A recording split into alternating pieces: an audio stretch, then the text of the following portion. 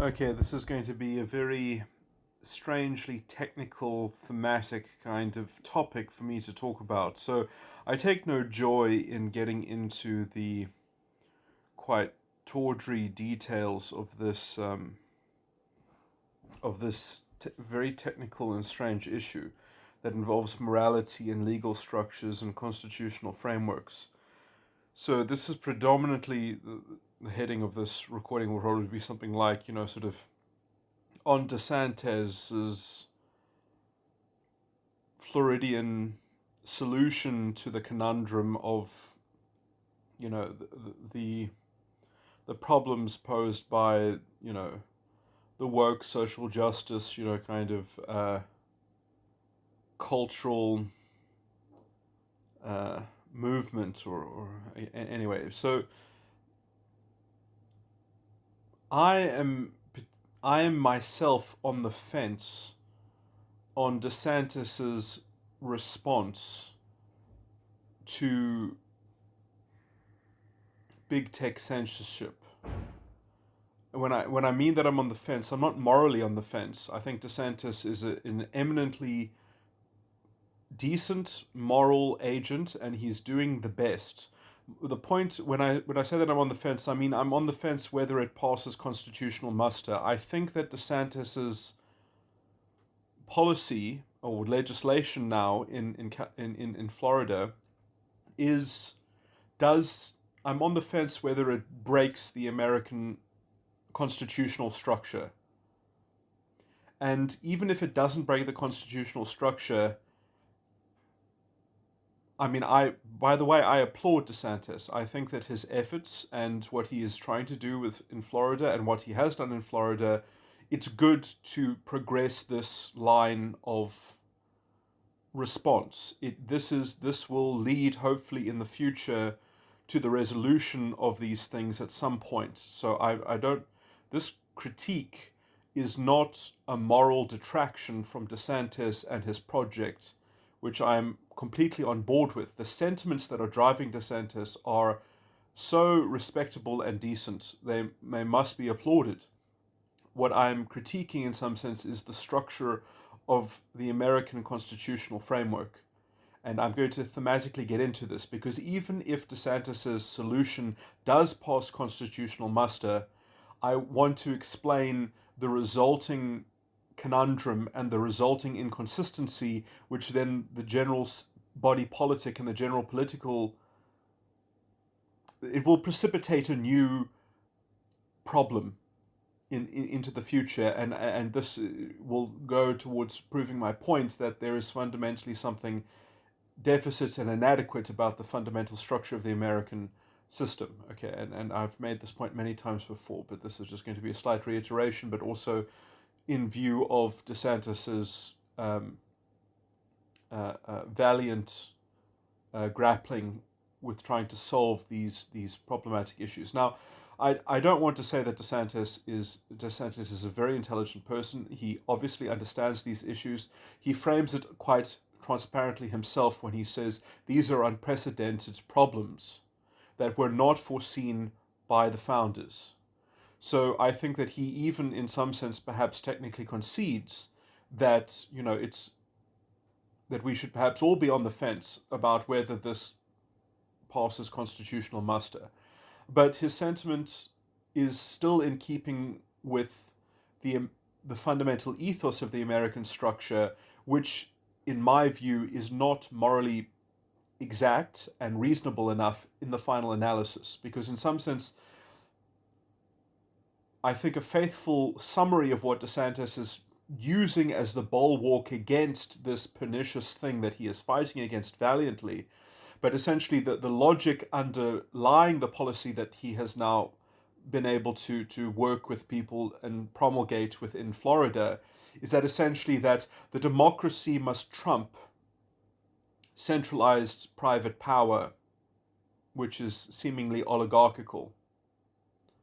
And in so doing, that the government must rule the roost. In some sense, on some technical level, he's just basically saying, well, you can't subvert the democracy. The democracy must be able to sort of have its moral cake and eat it, or something like that.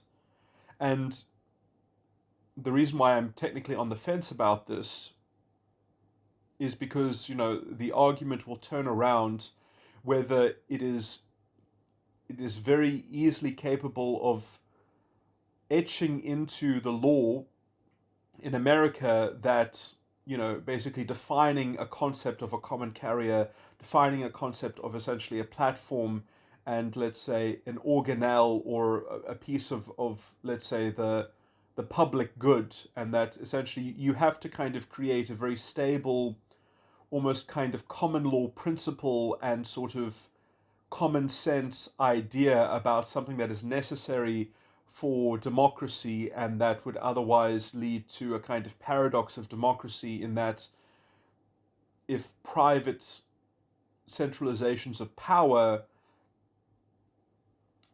are essentially manufacturing cultural consciousness by strangely subverting free speech, which is not guaranteed in the American Constitution against private actors. It is only guaranteed against state action. So, he is trying to vindicate the spirit of a culture that prizes freedom of speech from centralized power. And so in some sense, he's trying to say that centralized power structures, even in the private sector, must be similarly restricted from censorship the same way that government is. Whereas paradoxically, he is breaking the First Amendment, arguably, when he is saying that these platforms cannot have their own formulation of rules and things like that. Now, look, I mean, the reason why this is a complicated issue and why I'm technically on the fence about whether it passes American constitutional muster is because American constitutional muster itself is a vague and embarrassing state of quite strange propositions. It is not designed to curb private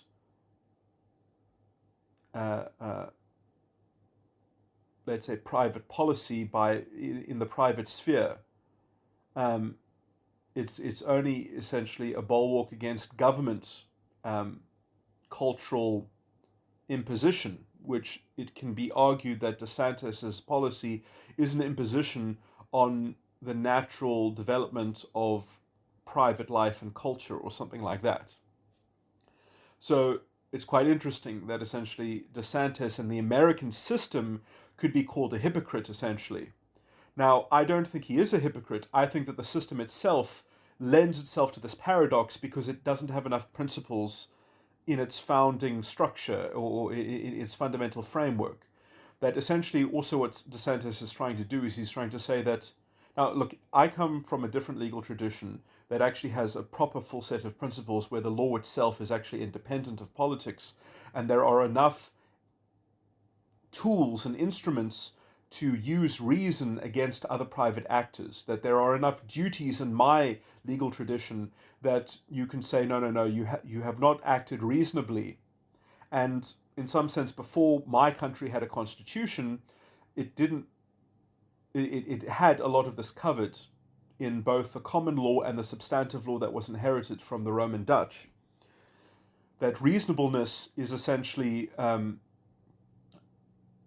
is a standard which sort of is found throughout the whole fabric of the legal order in some sense. And unless someone essentially contracts out of a duty to sort of generally be reasonable and generally, sort of mitigate their own losses, there's so many common law duties essentially, which have been infused with the deep philosophy of the philosophical substantive structure of the Roman law, which is completely independent of politics. That you have enough tools to sort of sort through any controversy. And even before we had the Constitution, there was, I would argue, de facto something like a constitutional right for just administrative action. That it's not good enough that someone develops a managerial system that administrates over a certain thing, but that administration actually it can't just be ad hoc. It can't just be capricious. It actually, it actually has to accord to reason. And if it sort of can be proven to sort of be fundamentally self-inconsistent or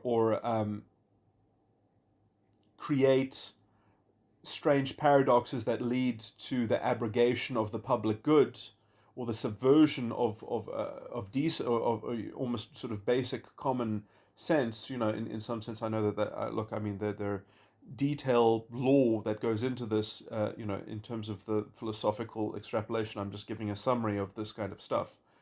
That essentially there is, even before the Constitution was developed in my country, there was de facto, I would say, something like a constitutional right to just administrative action that could be levied against private actors. Essentially because when contracts are entered into in South Africa, just even before the Constitution, everything that is not entailed in the contract is sort of generally expected to accord to a level of decorum and a level of reasonableness, which, sort of is imputed along with, it becomes an incidental kind of element to the contract.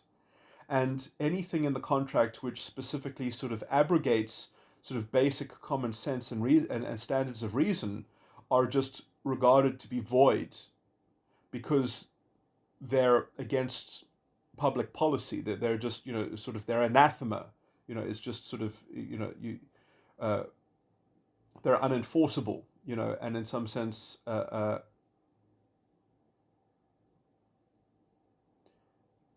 okay, so there's a thread, a cohesion within the fabric of the law itself, which accords to a certain level of integrity, which must be embodied by participants, as it were.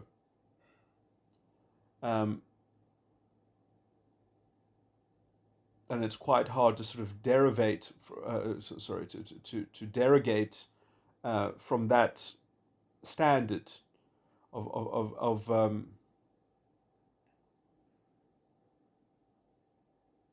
keeping everything sort of on the square and on the up and up, and sort of and transparent and accountable. Anyway. Now, obviously, what I've just described is a bit of too much of a summary. Obviously, there's a lot of detail that I've skated over, and people can imagine paradoxes. But I promise you that essentially, it doesn't just accord to that. Well, everyone ends up just being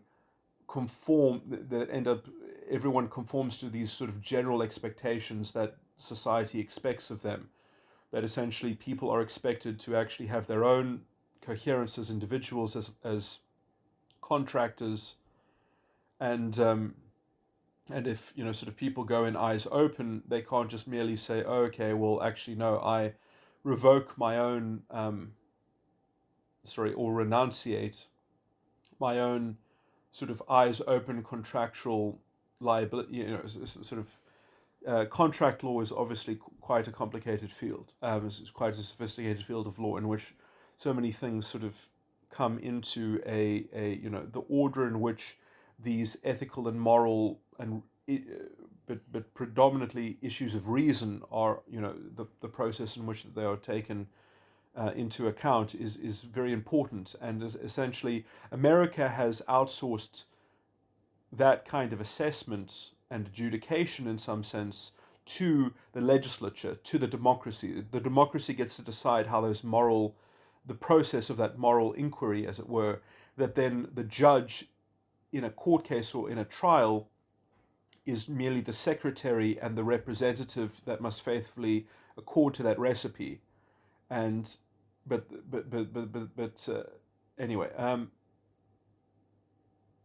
and in some sense there is more of a latitude in the contractual private lives of America in some sense, because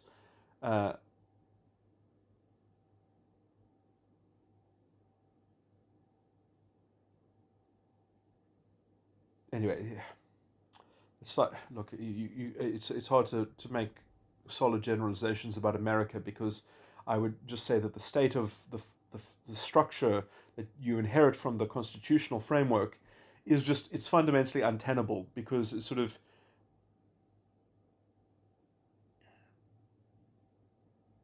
it solely depends on the democracy, and it also sort of vaguely limits the democracy. And there's a fundamental sort of inherent paradox in that, and we're living through that um, during the. It's coming to the fore in these present times. Anyway, um, so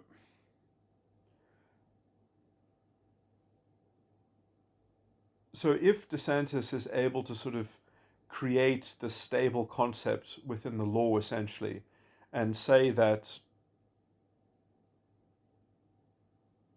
there is something like a common carrier, and the law must basically accept that this is a sort of something as a fundamental concept that must be incorporated into something like the basic understanding of constitutional law, or at least must interface with other constitutional sort of legal um,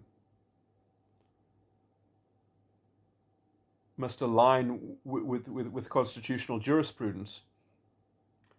Uh, it is.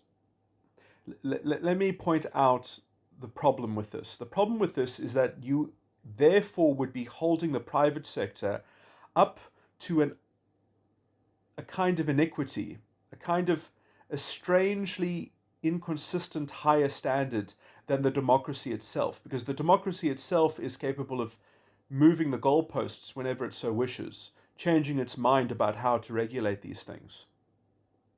But the private sector just has to put up with being defined and being labeled and being prescribed things by the state. And so, and let me show the inconsistency more fundamentally. It's that you're saying the government gets to define what just administrative action looks like. And it's, you must be reasonable enough to fit this bill in making sure that you are making rules and setting down standards and applying those rules and standards, and essentially ensuring people a de facto constitutional right of just administrative action. But the state itself and the legislation itself, the legislature, the legislature doesn't have to accord to that kind of self-consistency itself. The democracy does not have to be on the line and on the hook for providing just administrative action to its citizens or to the individuals. It can morally legislate as it so wishes, so long as that it doesn't supposedly contravene the constitutional guarantees in the Bill of Rights, which itself is a vague, it doesn't really even function well itself anyway. Because the judge itself will always interpret the legislative intent as being consonant with the constitutional framework, unless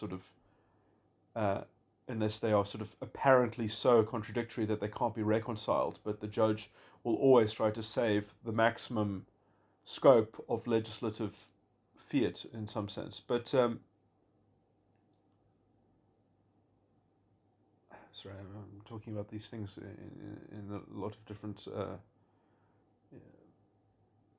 in a lot of intricate detail. But let me just go back and censor around another important element of the argument that I'm making is that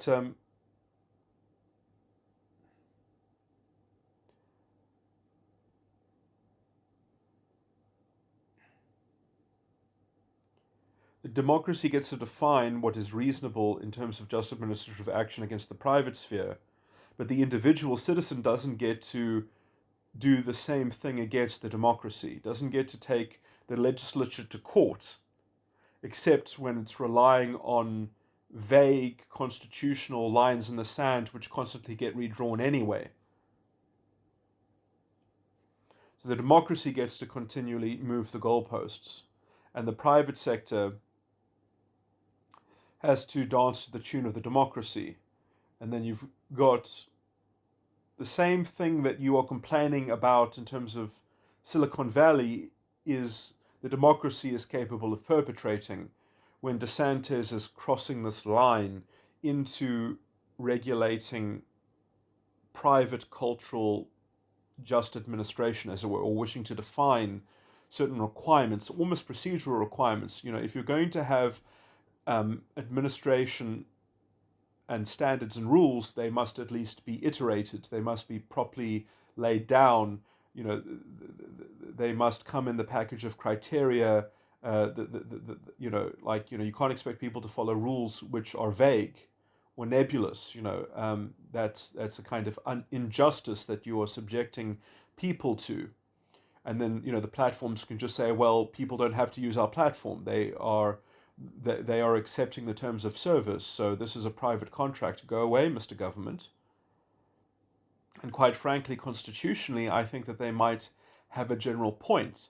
If America wants to fix this problem, they perhaps have to try to enshrine a rule of general application which applies for everyone,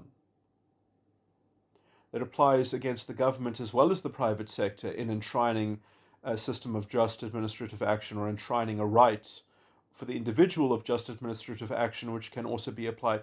Now, let me just say that I think it's the 14th Amendment, the one that says, equal protection of the law. Let me tell you why equal protection of the law is not good enough to enshrine the rule of law, and why America fundamentally does not have the rule of law. So, I've just gone through the specific problem. Let me go through the general beginning structural problem that America has on this point. America does not actually have the rule of law. The rule of law is not due process. Process is not enough to have the rule of law. The substantive law in America is a moving target. It can change at the drop of a hat.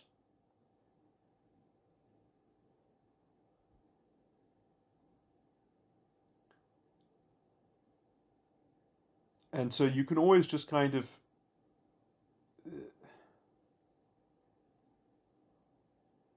you can move the goalposts, and you can use that to disguise the iniquity of your own deficiency in, let's say, the moral encoding that the legislature is trying to represent through promulgating the law. So the deficiencies, the moral deficiencies, the deficiencies of reason within the law are essentially always an inexactitude. They're always deficient, and then they're always being updated. And the democracy has to sort of supply the integrity and sort of be culturally vibing with the deficiency in the law, and must sort of, in a kind of general consensus, deliver a democratic solution to the manifestation of the self-caused problem. But that self-caused problem is sort of both a practical political one as well as a moral one conflated together, because, let's say, the moral essence of the law is, the political arena in America is sort of drunk on moralistic grandstanding, moral pontification, because the law essentially doesn't, in some sense, properly settle also the separation of church and state. It invites the democracy to morally infuse the political landscape with moral grandstanding. And people can't even see the iniquity in their own legal structure, because how religious or secular is it? Is it riddled with a political problem, or is it riddled with a religious problem? Or let me phrase it purely secularly, is the law morally defective, or is it pragmatically defective? Who's to say? These things are just fundamentally, it's kind of like an insoluble mix-up there. And what allows this to happen is because the law in America just has to be applied equally to everyone. It just has to provide equal protection under the law. And so as long as it is equally dispensed or deployed, then supposedly, you say that, well, it accords to the rule of law. But that is a fickle requirement. That requirement is not rigorous enough to be reasonable. Let me try and make an example of this.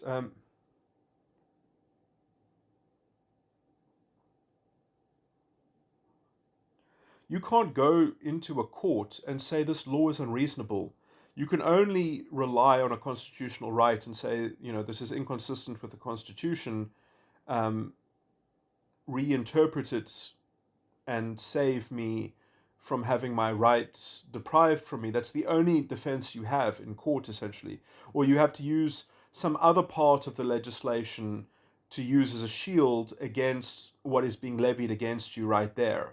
You can't use pure reason. You can't use your own moral coherence. You can't say, no, this is unjust, and argue from reason and basic principles and values, because the law itself will only have principles that the legislation put there. So what I am advocating for is a more common law approach to law, but also a common law approach to law that has fundamentally laden within it basic values and principles, which very little states in America even try to come up with codifications of such things. There aren't principles and values undergirding the legal system. It's just a hodgepodge of rationalized constructions that get constantly updated and repromulgated and added to. There's no coherence in the structure of the law. So there's nothing to moralistically depend on when you go to court. You are contending against dead legislatures, dead hands, and their stupid thinking, quite frankly, which cannot be called stupid even when it is obviously stupid. And if you make enough of a stink in the courthouse, perhaps, then maybe the legislature hears wind of these things, and then they say, oh, we're embarrassed, in fact. There are fundamental problems with this legislation. We've never heard arguments like this in the courthouse before that quite deeply survey the incoherence in these structures, and we feel embarrassed. And so we will do our best to kind of fix this, because we kind of, we do care about the integrity of the system, but essentially, that requires the democracy to constantly be responsive to it. The courts themselves can't essentially say, well, we'll stop we'll stop enforcing the incoherence of the stupid law. So the dignity of the individual is completely undercut by the stupidity of the law, because there isn't a full set of principles, because the only thing that is guaranteed is equal protection under the law, not equal protection and benefit. Because if there had to be a parity between equal protection and benefit, then there would have to be a codification of values and principles that was deeply independent and in the structure of the law itself, that politics itself would also have to be accountable for on some level. And that would be what the rule of law is, which America does not have the rule of law, because the law, at least in principle, must be complete. And the law in America is not principally complete. The principles are changing, are ad hoc, and they will provide equal protection as they are installed, and as they are newly installed and they displace other old sort of things that were acting as principles. So the principles are a moving goalpost all the time. And so you're not even happy to have a set of principles that then you are working out how to coherently contend. You can have principles that provide a lot of legal tests that perhaps need to be refined and things like that. But America is doing this through political debate and moral grandstanding. Well, I'm sorry, but in that messy process, you don't therefore even have the rule of law in the interim. You just have the rule of man.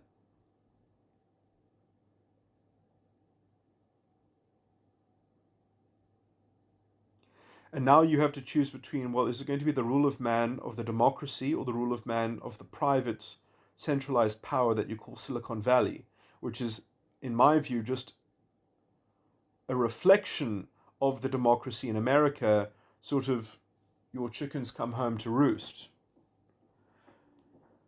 And so I sympathize with DeSantis greatly, but I'm on the fence whether this passes constitutional muster, but in some sense that's moot or irrelevant, because even if it does pass constitutional muster, the problem is that the Constitution in America itself does not make provision for the rule of law, because the rule of law will only be accomplished when the justice is independent of the democracy, when justice is not just defined by whatever the democracy wants to say it is in this new epoch, in this new session, and this, and then it changes from what it was before. I mean, no wonder America is in the cultural state that it is. There is no such thing as justice in America. It is a relativistic conception which is invented by the moral sentiments of the legislature. It has no accountability to its own word. It has no faithfulness to its own word. It just amends and repromulgates and repeals.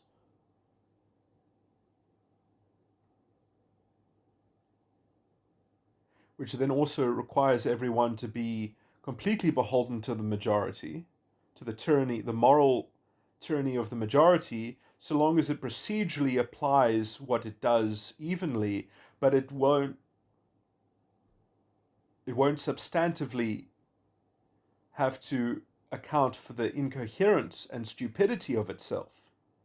Because a judge can't say, yes, the legislature is a stupid person, or they can, it doesn't matter, because they'll say, well, it doesn't matter if it's stupid or not. I am the secretary of enforcement. I'm not here to judge the law. I'm only here to administer it.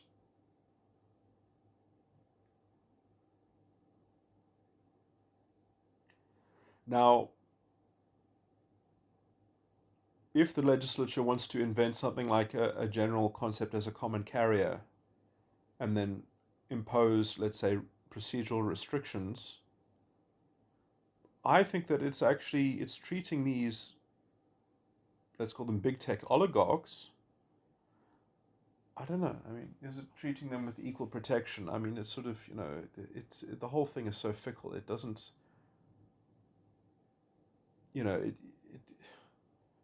this is the whole problem with the American justice system. It's all based on arguments and rationalization that don't sort of, they're not, it's not sound reasoning. It's just it's just the latest iteration of the polemic, and I do think that DeSantis, perhaps unknowingly, to some degree, is unraveling the corrupted soul of the American constitutional structure.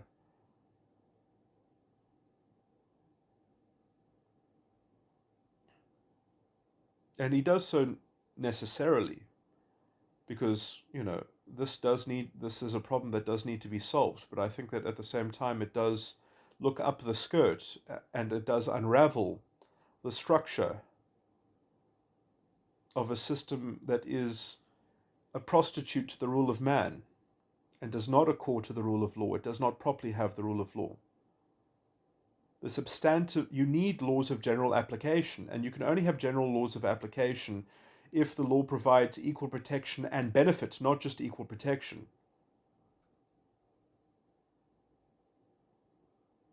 Which requires substantive values and reasons and principles, which are available for everyone to argue in front of a judge and to prove the incoherence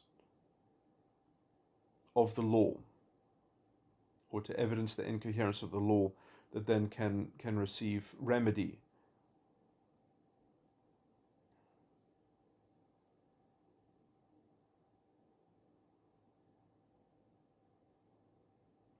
Now, the American system, in some sense, would have to prove its coherence when you sued the post office, which was the one institution that you could sue for remedy when there was none available. And essentially, the Postmaster General would act as the trustee over the Republic fundamentally, would be on the hook and on the line for providing for essentially when you made the Postmaster General a party to the court proceeding. It's quite a pragmatic sort of thing, because the Postmaster General fundamentally is kind of like the game master of society, because essentially if you make him a party to the proceeding and he necessarily has to facilitate remedy when there is none. Sort of de facto, what the Postmaster General can do is that if anyone relays a message to anyone, it is transmitted through the auspices of the post office. And essentially the Postmaster General, on some sense, decides who holds what post, just because of being able to relay messages and to control how things are relayed through the system. And so, in some sense, he can sort of de facto constructively even impose things against any office, essentially, just by controlling sort of the switchboard of how things get relayed. So I'm making somewhat of a strange metaphor to show why the Postmaster General sort of is the representative for the seat of government, as all three branches in some sense. This is sort of deep in the structure of the American legal system, but I mean, this is kind of old stuff that doesn't get used, also because the Republic is actually not in force. When the democracy took the Republic is essentially bankrupt, and when the democracy sort of took over, they didn't even transfer the actual valid structures of the Republic. There are two sets of, for example, electoral college systems, and the old set is actually still functions, is just kind of strangely ignored, because sort of what operates as the so-called sort of government of America is kind of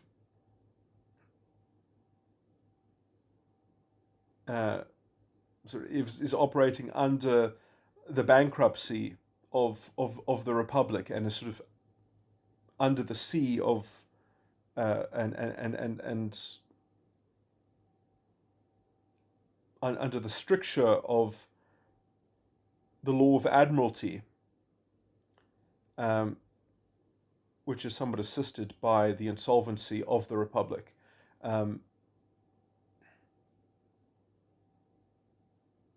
It's kind of in a form of administration, but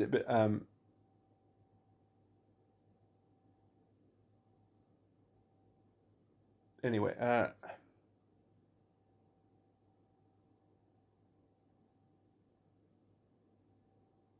There are all these strange esoteric legal things floating around, and so when people try to sort of use the basic legal instruments that form part of the Republic, it's always, they find it weird why they can't sort of seem to make them exactly work. That's because the system itself is fundamentally not functioning sort of. I mean, the Republic still works, for example, on real money. But that doesn't matter, because the functioning of the Republic has sort of been suspended for quite a while.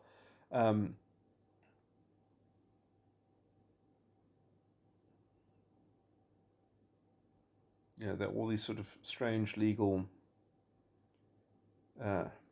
things that have not been cleaned up. The system is just, it's almost like the show must go on.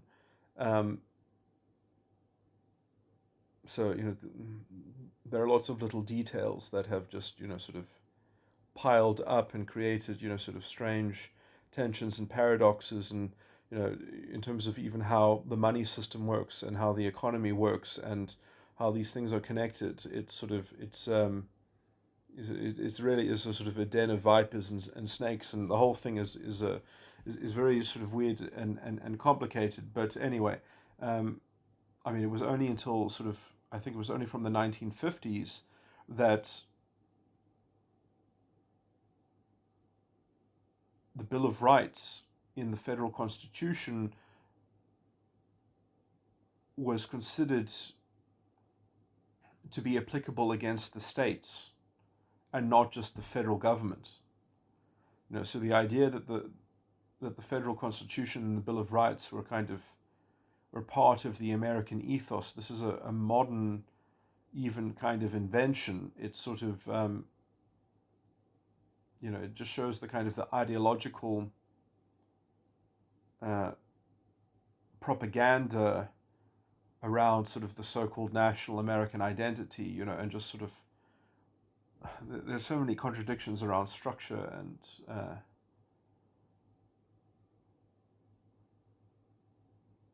the whole thing is a bit of a magic show.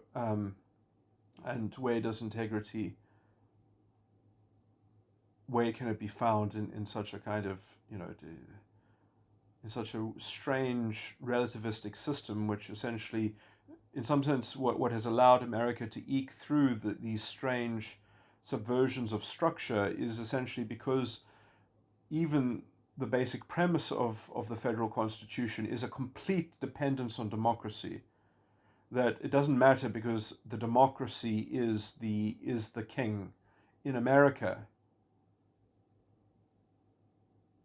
And that's the problem, is that you rebelled against King George, and you did actually end up with a new king. And the only way to actually end that kind of kingship and that kind of rule of man is with the rule of law. And there is a kind of moral curse along with having a king instead of a judge. Anyway, I've explored that in other recordings. I'm not going to repeat that here. But essentially, you'll be cursed with this endemic question: is the king one of the prophets? Is the democracy one of the prophets? And you will be completely plugged into this collective destiny machine that you think will be the conveyor of your soul, and you will not look for the gift of prophecy, and you will not develop a proper appreciation for the gift of prophecy, and you won't develop it within or cultivate it within or find it within, because you will be on the look for signs of it outwardly, and to be a part of some false doctrine or some group destiny, some fatalism that you'll be on the right side of history for, or something like that. You'll find you'll be looking for spiritual completion in your environments, in your surroundings, not within. Anyway, I'm not going to pontificate more about this. It's a strange sort of set of things, but this is the curse that one has when one is not settled. When one's nation is not subdued in the only alternative that there is to the rule of man, which is the rule of law, which America has not properly been able to develop or achieve. Although not without its positive consequences, because this has been a pedagogy for the world, perhaps a philosophical puzzle and a beacon of philosophy in understanding the nature of liberty. So I cannot fault the founding fathers perhaps for making this sacrifice, perhaps in order to create an engine, an unlit altar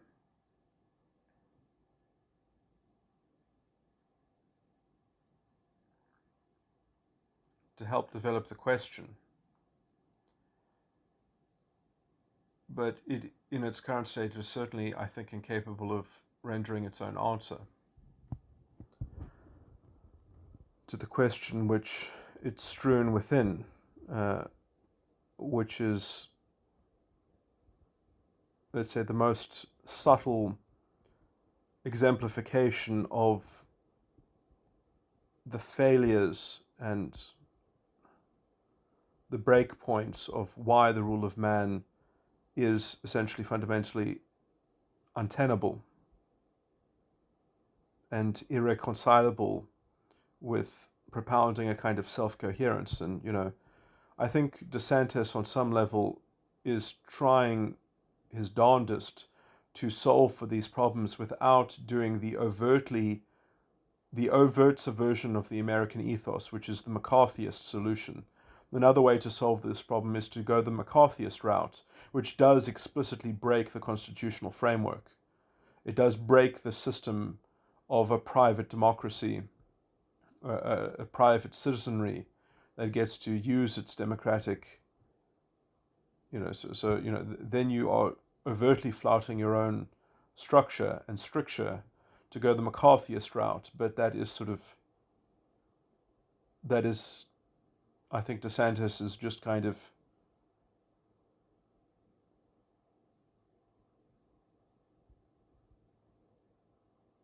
DeSantis's solution is the actual seed of the real solution to the whole problem, is that you need to have a better law. The problem is that I think that law might be incommensurate with the American constitutional structure. But maybe not. It'll be very interesting to see the constitutional jurisprudence that develops around what DeSantis has done. It will certainly bring this issue forward. It'll be good. It'll bring good clarification and progress towards hopefully the ultimate development and resolution of this structural problem in the American ethos and psyche and constitutional structure, which, as I've tried to argue, is fundamentally sort of inconsistent and untenable because it lacks the rule of law. Anyway, I've made very many different lines of address on this topic. It is a deep topic.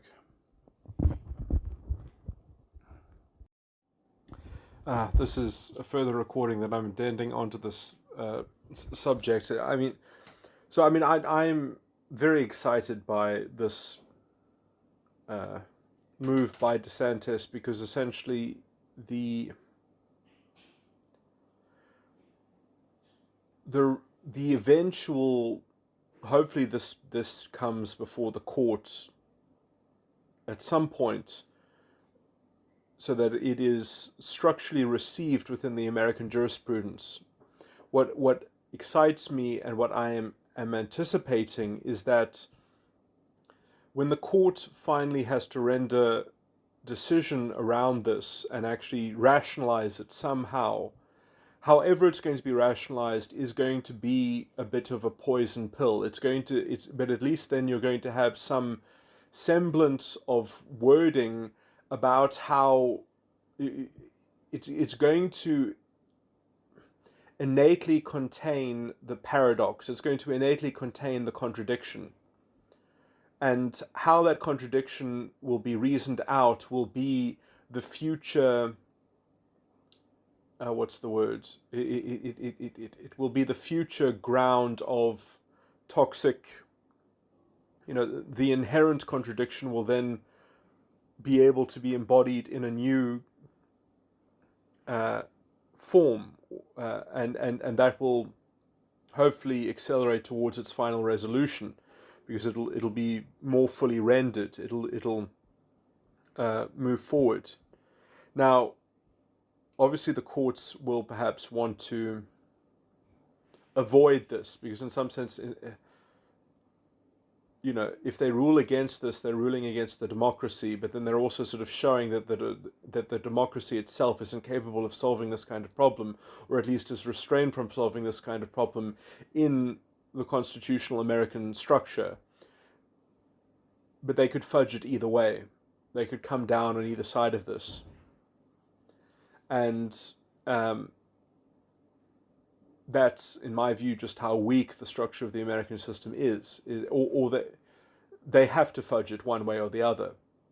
But either way they fudge it, they're going to have to rationalize it, and that rationalization will at least set up, it will give form to how the paradox can be reasoned about in terms of diagnosing the deep deficit in the American constitutional structure. There will be some tangible wording that can be used to show the paradox. So it will provide proof. It will provide a smoking gun, as it were, as to the structural inadequacy of the American constitutional framework. And it'll be very interesting, because the courts will probably want to duck this challenge. Will probably, or I mean, I don't know if it'll ever be pressed. If the Floridian,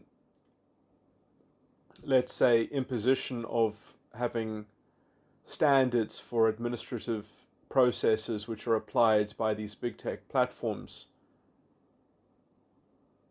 whether they are struck down as inconsistent with the Constitution, or whether they are vindicated as consonant with it, with the Constitution. Either way, it's going to be an argument that is going to create a kind of moral double standard. It might not be a legal double standard, especially if it comes down on the side of the democracy. If it comes on the side of the democracy and vindicates the democracy, essentially private structures will be beholden to a legislature which can levy moral rigor against the private structure, but that moral rigor does not find itself levied against the state itself, or against the democracy itself. The democracy can be self-inconsistent, but private entities, when they have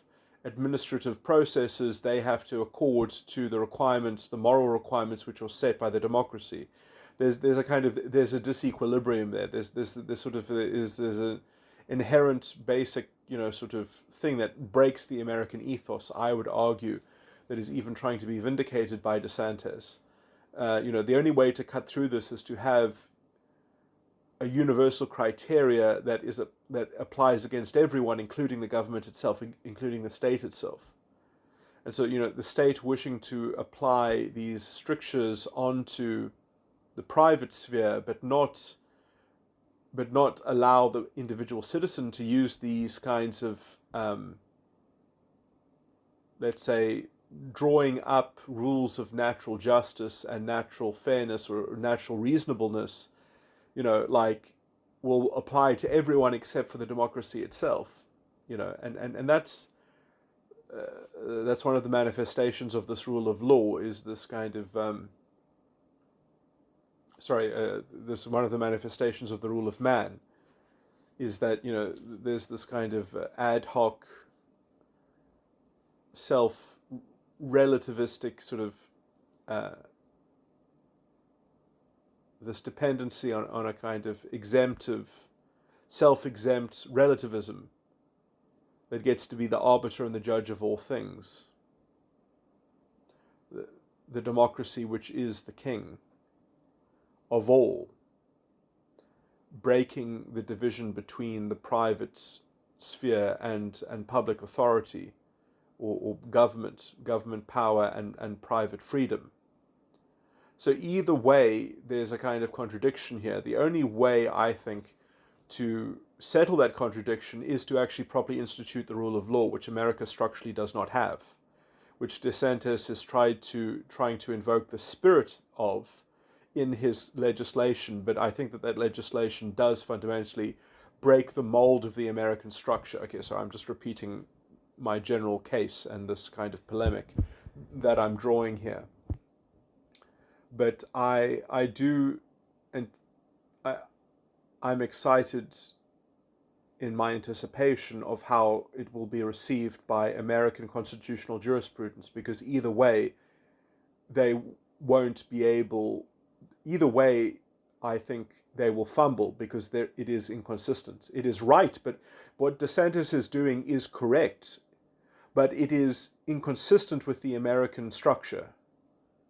And so how the American structure will digest what DeSantis is doing will be telling as to the fundamental corruption within the American structure. And because this is a corruption which doesn't just have this as its manifestation. This is how corruption and dishonesty happens in American politics. This is one of the manifestations of where all the corruption comes from, because it's a kind of moral corruption. It is the wolf in sheep's clothing. That this might seem like a very sophisticated, esoteric, sort of thing that I'm trying to bring up here, but no. This This is the root of why so much is wrong in the American system, because there's no transparency, there's no accountability, there's no double-edged sword that cuts both ways against the government. The democracy does not have to be accountable to its own sort of manhandling of and lack of principle. It just can move the goalposts into the future constantly. And so they can just constantly promulgate bad law, and the democracy is collectively responsible for the state that the law is in, which means that you have this horrible moral conflation when it comes to conceptualizing justice, where it's just essentially a popularity contest.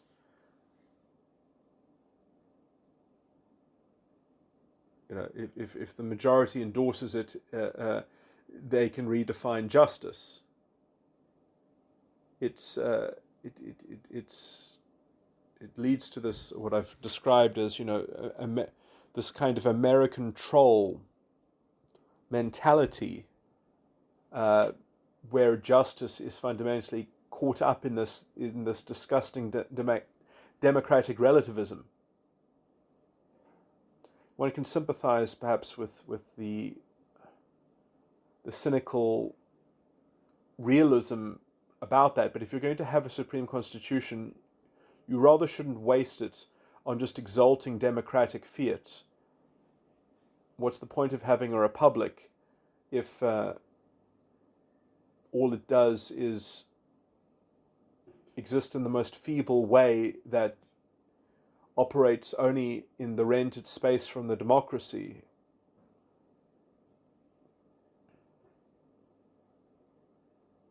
It's just kind of a hollow procedural form that has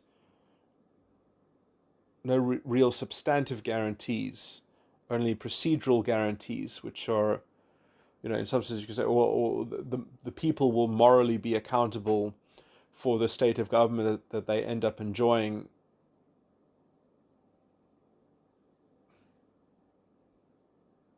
But without the rule of law, there isn't even a mirror to see the reflection of moral accountability within. And without that secular standard, you can just kind of poison moral grandstanding and have a kind of a never-ending cycle of just moving goalposts and moral grandstanding, and then you never see the iniquity of your own sort of position, because it can always just be covered over by repeal and repromulgation. And the individual can't leverage reason against such a legislature, because the legislature is only bound by its own set of promises or commitments. It just kind of it can just claim to be self-consistent, or it doesn't even have to really claim to be self-consistent. It can just say, well, the will of the people has changed. But there's no coherence to be found in any of this, because reason is only politically vetted. It's not vetted in the actual courtroom. So law itself is just a purely sort of demagogic kind of justice, and law in America is an absolutely repugnant and reprehensible moral condition. And its only redeeming factor, supposedly, which I don't think redeems it, is that it is a reflection of the moral consensus of the people themselves, or something like that. So people will be instrumentalized and be treated as a lowest common denominator, that they are forced to kind of condense their views not into an individual, but into at least a kind of it must translate into a democratic representation. And that is just not precise enough in order to sort of develop accountability properly.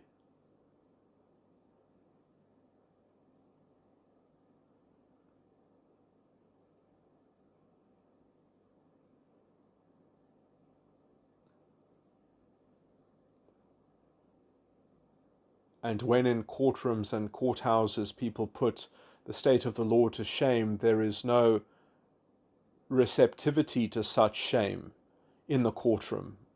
only outside the courtroom in the political hall,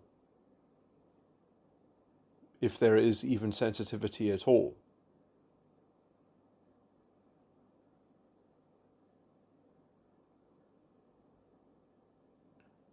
It's undignified. State of law in America, anyway.